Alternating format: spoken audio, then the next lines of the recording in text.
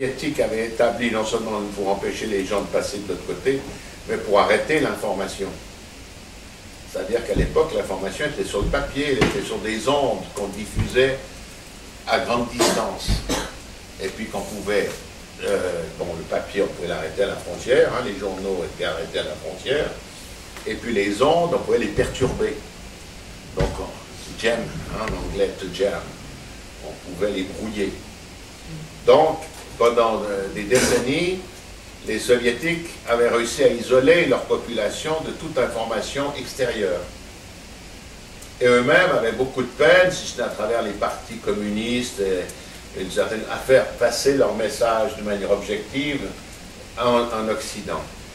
Mais quand les Américains ont franchi un pas essentiel à la fin des années 80 avec la télévision par satellite, tout d'un coup,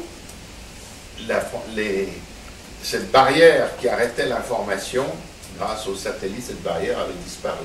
Les gens recevaient directement l'information à travers leur toit. Et CNN, à l'époque, bien sûr aujourd'hui il y a des dizaines de CNN dans le monde, mais à l'époque CNN était unique. Et CNN avait réussi, grâce aux satellites, à être écouté et vu dans les pays sous la coupe soviétique. D'où ce changement au niveau des mentalités et des attitudes des gens qui ont amené en Europe de l'Est ces mouvements, d'abord en Hongrie, puis ensuite en Allemagne de l'Est, et puis Gorbatchev qui avait mis en place, pour se rendre compte qu'il était en train de perdre le contrôle de l'information, avait introduit la glasnost. Enfin, je m'excuse pour ceux, c'est important l'histoire. Bon, ben alors vous me comprenez? Hein, vous êtes d'accord? Et finalement, ben, ce qui devait arriver est arrivé. Il n'y a pas eu un coup de feu tiré, il n'y a pas eu une seule fusée qui a été lancée. Mais le mur de Berlin s'est écroulé, et s'est écroulé sous le poids des mots et des images. Donc la guerre froide, qui était la guerre de la communication, pas seulement, mais essentiellement, a été perdue pour cela. Est-ce que la guerre des étoiles, c'est une métaphore pour l'avènement des satellites? Non, ça, la guerre des étoiles, ouais, enfin, ça touche aussi à la technologie, bien sûr. Mais la guerre des étoiles, c'était, si vous voulez, si j'ai bien compris, hein, parce que ça, c'est pas mon domaine, mais la guerre des étoiles, c'était surtout que la guerre allait être conduite par satellite, comme elle se conduit maintenant avec les drones, si vous voulez. Avec les drones que les Américains lancent en Afghanistan, ces drones sont pilotés depuis le territoire américain. Il y a un type qui est dans son écran, et grâce au satellite, il suit son drone, et il voit sur son écran, grâce le satellite qui photographie le terrain, il voit quand il doit tirer, etc. Les Israéliens utilisent exactement le même système à Gaza, notamment. Donc la guerre des étoiles, c'était justement de pouvoir, disons, maîtriser, grâce aux satellites, maîtriser les fusées ou autres des adversaires, et avoir la haute main sur le contrôle de l'espace. Mais on ne tirait pas de l'espace, mais on guidait. C'était la conduite de la guerre se faisait grâce aux satellites. Donc c'était ça la guerre des étoiles. Les Américains, maintenant, bien sûr, n'ont plus ce monopole, mais à la fin des années 90, avec un quasi-monopole de la technologie satellitaire. Les Russes avaient, si j'interprète bien, les Russes avaient vu le satellite comme d'abord une opération de prestige. Donc ils étaient toujours en avance, c'est eux qui ont lancé le premier satellite, c'est eux qui ont envoyé le premier homme dans l'espace, mais c'était démonstratif. C'était comme un coup publicitaire. Alors que les Américains, eux, avaient mis en place, avaient mis le paquet sur l'utilisation stratégique de ces moyens. Et ils se sont retrouvés à la fin des années 90 avec une avance, ce qui avait obligé les Soviétiques à complètement changer. Ça devenait de plus en plus cher, et les Soviétiques n'arrivaient plus à suivre. Parce qu'évidemment, ce type de recherche coûte des milliards.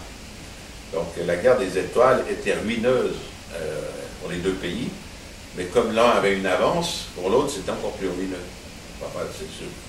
c'est un petit peu hors sujet, mais je ferme la parenthèse, mais j'en étais à la Glasnost, et le nouvel ordre mondial de l'information et de la communication avait été utile, qui en fait au départ reflète une réalité d'inégalité entre le Nord et le Sud, en fait avait été utilisé par les Soviétiques pour justifier la censure.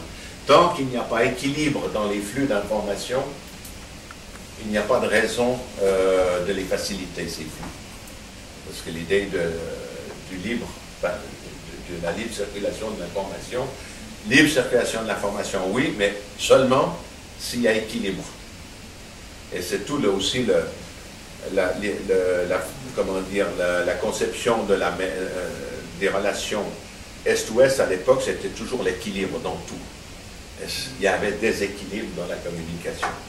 Donc les Russes, les Soviétiques, c'était pas, bien sûr c'était des Russes aussi, mais en tout les Soviétiques avaient utilisé le nomique comme une arme idéologique permettant de légitimer le contrôle de l'information. En d'autres termes, de censurer l'information venant de l'extérieur. Ce que tu dirais, ce serait le même cas de Chavez au Venezuela avec la Télésur et puis... Oui, ça montre l'importance de la communication. Alors, l'UNESCO, qui a bien sûr, dans le système des Nations Unies, les pays en développement, et à l'époque le bloc soviétique avait une large majorité, avait fait en sorte que cette sonomique devienne vraiment une philosophie essentielle dans les relations internationales, et qu'en effet, on est d'accord sur le principe de la libre circulation, mais l'équilibre est essentiel l'équilibre passe avant la liberté.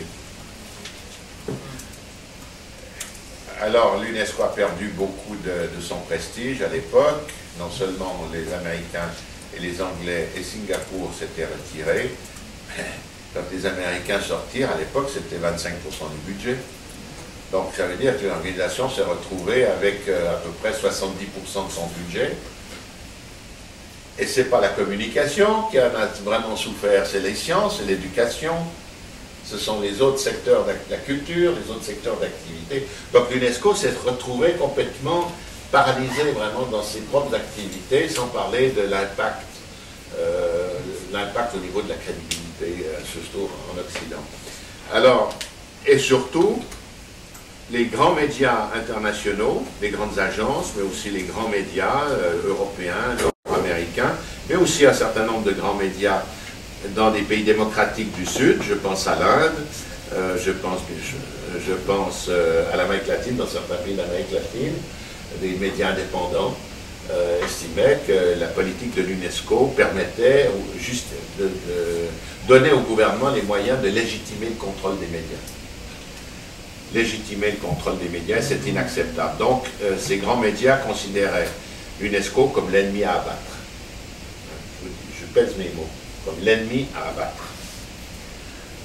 Donc, guerre ouverte. Et quand Mayor, alors je reviens à ma situation, a visité le directeur général nouvellement élu, donc bien sûr, lui, il a été élu pour mettre fin à cette guerre avec les médias, pour essayer de relancer l'UNESCO, faire revenir les Américains et les Anglais, et avoir une organisation qui travaille sur des bases normales comme les autres.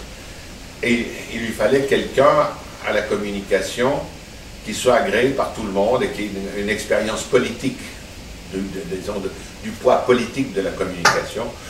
Et mon nom lui avait été donné, il a dit, ah ben Modou, il a déjà, à l'époque, j'avais déjà 20 ans d'expérience, ou 19 ans d'expérience au CICR dans le domaine de la communication. Le CICR, comme je vous l'ai dit avant, travaille essentiellement dans un contexte de crise, un contexte hautement politique, et est très bien vu dans le Sud, comme il est bien vu dans le Nord, comme il est bien vu à l'Est ou à l'Ouest. Voilà, c'est l'homme qu'il vous faut. Alors, littéralement, comme en football, il a négocié mon transfert. Et il m'a donné un seul mandat. Monsieur Modou, votre mission, c'est de mettre fin à la guerre entre l'UNESCO et les grands médias. Pas mal, comme... Alors, c'est là où vous dire... Et quand je suis arrivé, ma première réunion de direction, il m'a présenté à mes collègues, il a dit, ah voilà l'homme qui va donner une bonne image à l'UNESCO. Je l'ai arrêté, ça se fait pas normalement, hein, mais bon, monsieur le directeur général, je vous arrête, je me permets. J'essaierai de donner une bonne image de l'organisation quand l'organisation elle-même aura fait le nécessaire pour faire en sorte que cette image soit possible. Il faut d'abord changer les choses. Ah oui, vous avez raison, parce que je ne suis pas là comme...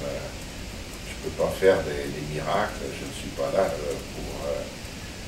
comme le village Potemkin, présenter les choses sous un autre angle et de manière positive si les choses n'ont pas changé.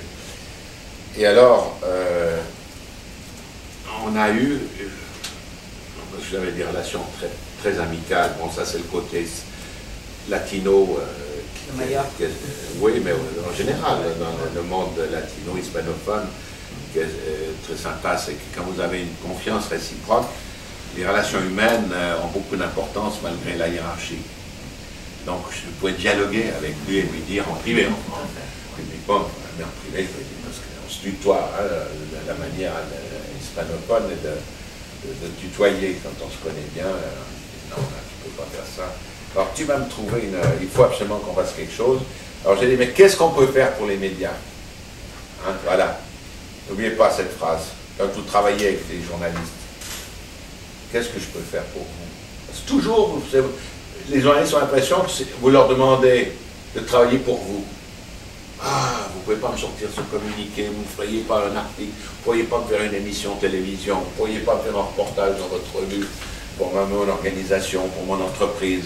Est-ce que vous ne pourriez pas être un tout petit peu plus ouvert sur certains aspects de mon gouvernement? Vous ne parlez que des clashs, mais vous savez très bien que le gouvernement a aussi des réalisations extraordinaires. Vous avez vu ce nouveau centre hospitalier qu'on a ouvert il y a quelques semaines. Pourquoi vous n'avez quasiment rien parlé, vous n'avez jamais parlé de ça? Donc si vous voulez, le journaliste a toujours l'impression que le représentant communication d'une entreprise ou d'une administration est demandeur.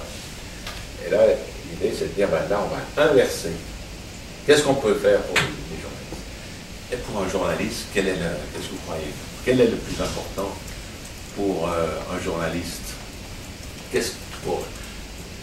De l'extérieur, face à son patron, vous direz, c'est qu'il me donne une augmentation, qu'il me donne un nouveau poste, mais vu de l'extérieur, qu'est-ce que... Pour une organisation comme l'UNESCO, qu'est-ce que vous chérissez le plus comme journaliste? La transparence à l'information, que les responsables de l'organisation soient disponibles. Aussi, mais encore plus.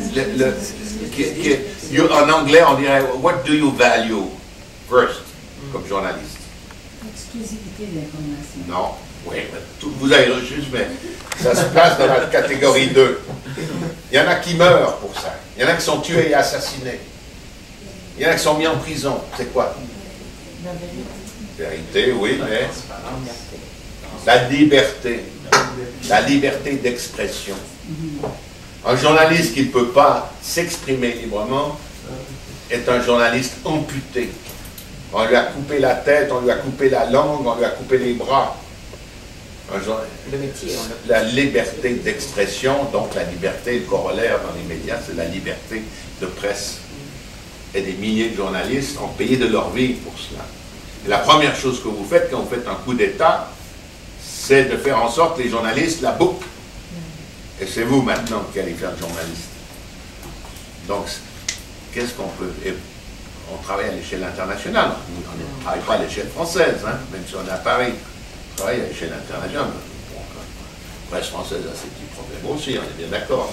Mais moi, je parle de la presse en Afrique, de la presse en Amérique latine, à l'époque des colonels, à l'époque des généraux. Je parle des médias en Chine, dans les pays totalitaires. Et ce qui leur manque, c'est la liberté de pouvoir faire leur travail. Donc, on a estimé que voilà, ce que peut faire pour les journalistes, c'est de promouvoir la liberté de la presse. Mais pas par des mots, simplement. C'est facile à dire. Je suis pour la liberté de la presse. Bon, et après?